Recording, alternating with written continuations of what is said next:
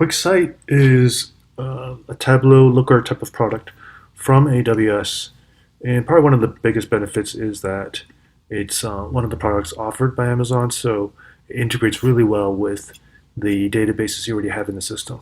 So first thing you do is you go to the right, click on Manage QuickSight, add your users in here, and you're going to want to go to VPC connections to connect to your databases.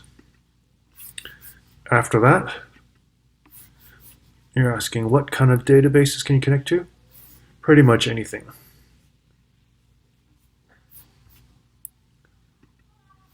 I'm going to use a sample data set here that comes with QuickSight for demo purposes.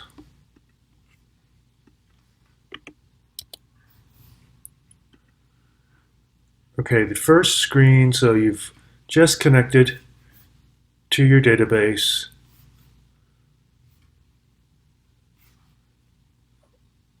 And you take a look at the data. If there is a table you need to join, you just can add data, and you add the table in here, and then you would just connect them, the IDs, to the both tables to make it join. And then in here, the very first time when you import the data, you're going to want to rename the fields. These fields look pretty good, but most of the time you're going to get databases with a lot of underscores. So name them something readable so that your stakeholders see something nice on their graphs. Okay. Let's start creating some visuals. In QuickSight, graphs are called visualizations. From an aesthetic point of view, usually I like to do about 3 graphs per row. I find it's a good medium for looking at a dashboard on a laptop.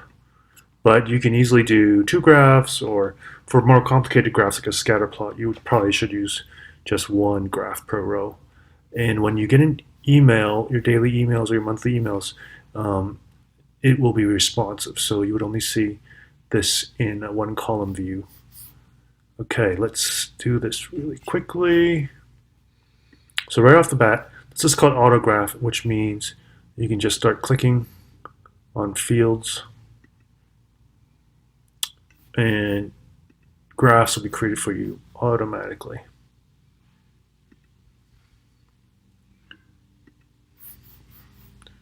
That's revenue, that's cost, let's do goals. So if you're just doing something really simple, quick little project, you'll use autograph. But the more you use QuickSight, the less you'll want to use autograph, because there really aren't that many graphs to select from, and you'll know exactly what you want once you're familiar with the system.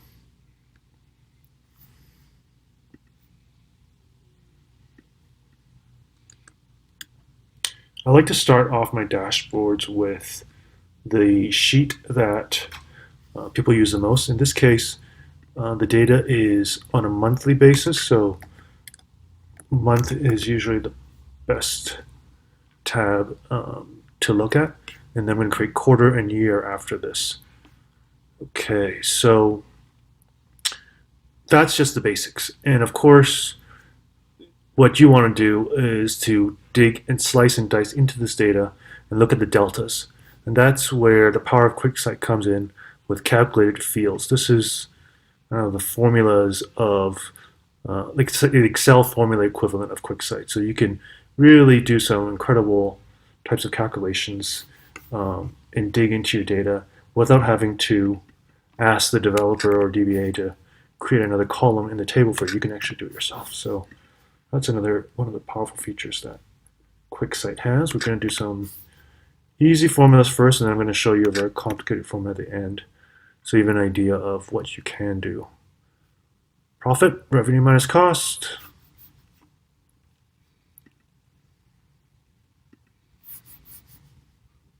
Let's see how close we are to matching revenues to our goals.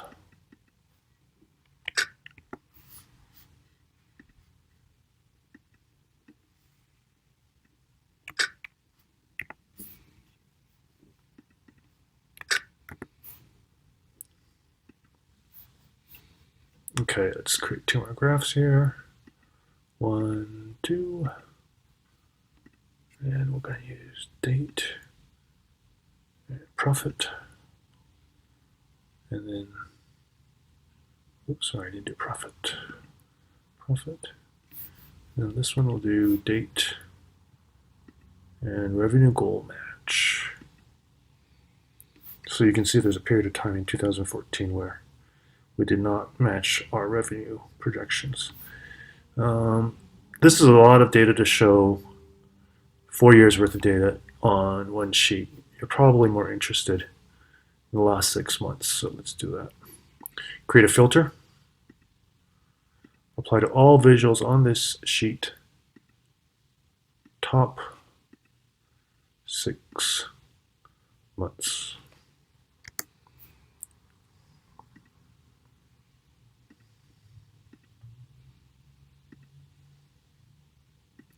Apply. There you go. Okay, so you're asking, those formulas I just showed you are really simple. Can we do something more complex? Let's do it. When I'm working with complex formulas, I like to create a pivot table first so that I can kind of debug what I'm going for. In this case, I actually didn't need a pivot table, but it's okay. Let's do something that I've found I use quite a lot when I'm building dashboards. It's picking an arbitrary number in a cell and applying some mathematical formula to another arbitrary number. In this case, business folks love seeing 3 month differences, 4 month differences, 6 month differences. So I'm just going to do this number here, the last number that we have in our system, and let's take a look at that minus that. So a 3 month revenue difference. What do we have? So looks like it's going to be approximately 320,000. Okay, so let's build the formula out.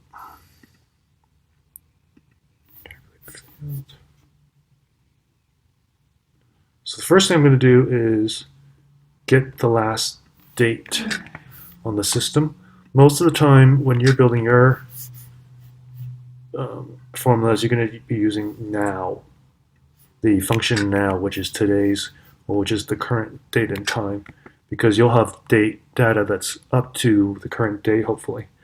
But in this case, I only have data till 2016, so I'm going to make that the last date. And here is the magic formula. Revenue, 3 month change.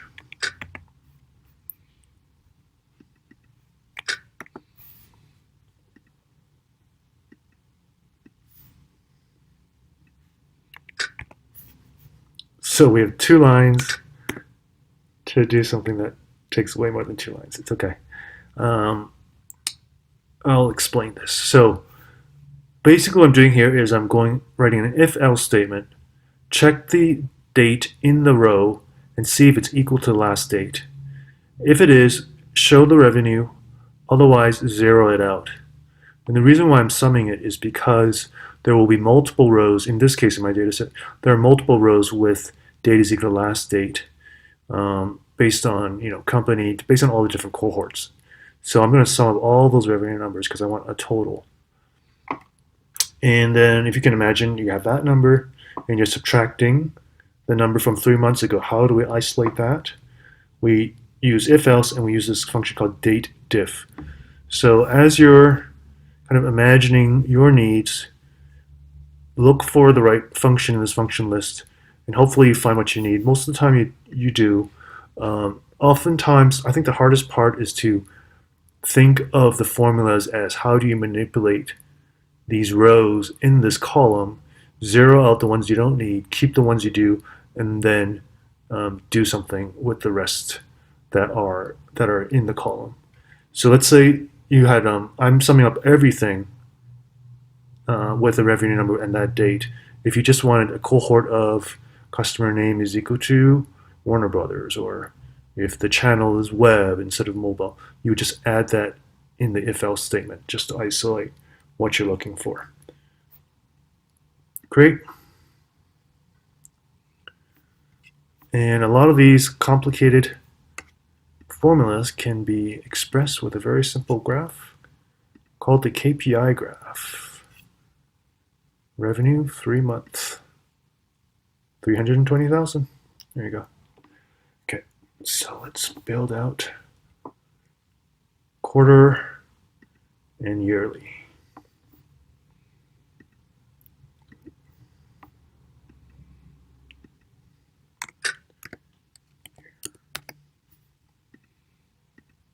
Oops, my bad. Enter.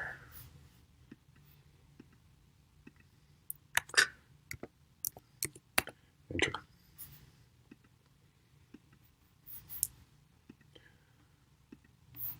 Oh no, I have to do all that work again from month.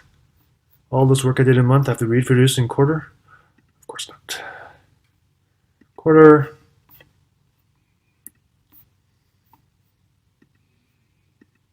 Handy dandy duplicate. Once you figure out a difficult problem, whether it's a graph or whether it's a duplicate in the wrong sheet. What happened? Oh, whether you can duplicate a graph or a formula. Once you figure out a hard problem, you can easily reproduce it. That's one of the fun things you can do with these graphs. So I'm going to change the aggregation of the date to be quarter. You can see here Q3, Q4, and if I just wanted for this year, I would just add a filter to get this year's quarters. Revenue for the last couple of years. Oh, sorry, got to change the aggregation date. Date of year. There you go. So that's how you can build some basic graphs, and I want to teach you guys how to use parameters and actions. They're not the most obvious named features, so that's why I want to do a quick demo so you know how to use them. Okay, I find that salespeople like to drill down on, well, let's just call this company select. They like to be able to look at companies that they've already closed, or look at companies that are similar to the ones that they're after, to see if they can find data that's useful to them. So if that's the case, and you want to create a sheet where your stakeholders can actually start narrowing down on a specific cohort, whether it's company or it's channel, parameters allows you to do that. So I'm just going to do some quick graphs here. Date and revenue. Whoops, sorry. Let's see what I do wrong here. Date and profit. Let's do date and revenue goal match. And I guess the last one I'll just do date and cost. Oh yes. And it would be helpful to add company to all these graphs as well, because we're going to be isolating these graphs based on companies. So you'll see when I do this off the cuff, all the companies are listed. That's where we create a handy dandy parameter. Company select.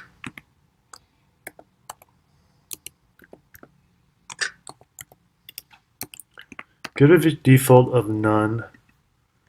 Otherwise, the default is all, which is not what you usually want. It might confuse the stakeholder. I'm going to create a filter on the company customer name.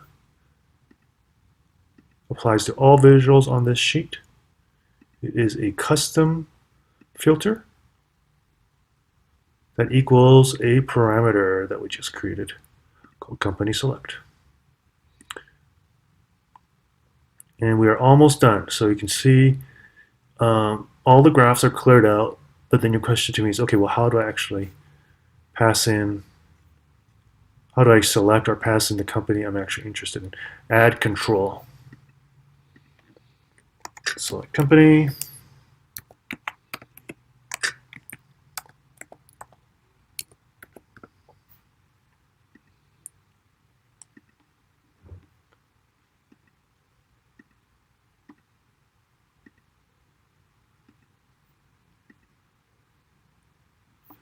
There you go. You can actually then select any company you want.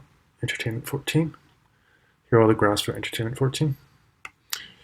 Now the last feature I want to show you is actions. What are actions? It's kind of a generic name, and documentation isn't the best on when and how to use actions, especially it's one feature I'm going to show you that took me a long time to figure out. So I'm going to call this company rankings.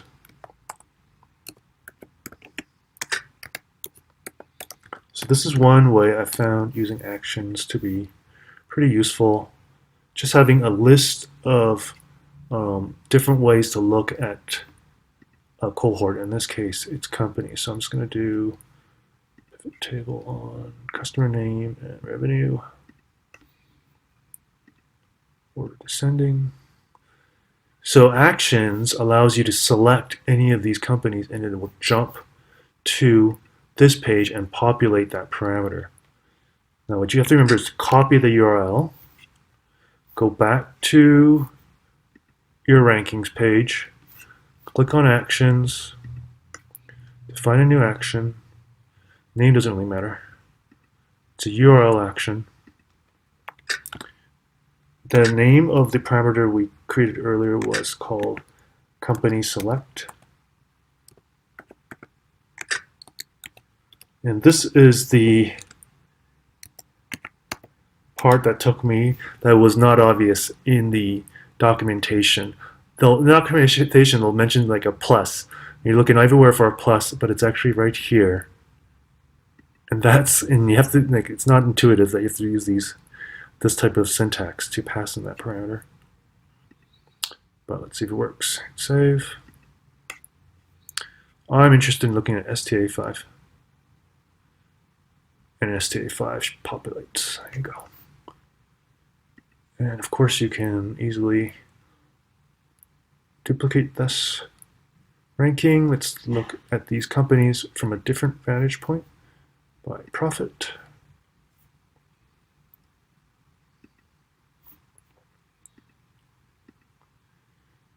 And most of these line up, but you notice that STA9 is a lot more profitable than STA5, even though STA5 makes more revenue. So you take a look at that. And if you want to be more fancy, you could have 2 company selects. But for the sake of time, I'm not going to do that. All right, you're happy with everything you've done. So you publish your dashboard. Call it Business Review Dashboard.